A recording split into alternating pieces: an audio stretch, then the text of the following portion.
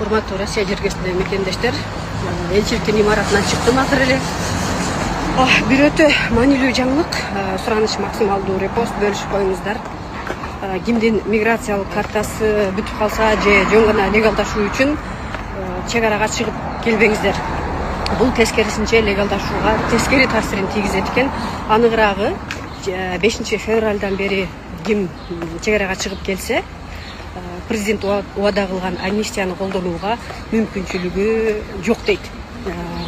Амнистияны колдонуу үчүн сиз чек арадан чыкпай эле ушул жака штрафын төлөп, протоколун түздүрүп, андан ары мыйзамдаштырсаңыз болот.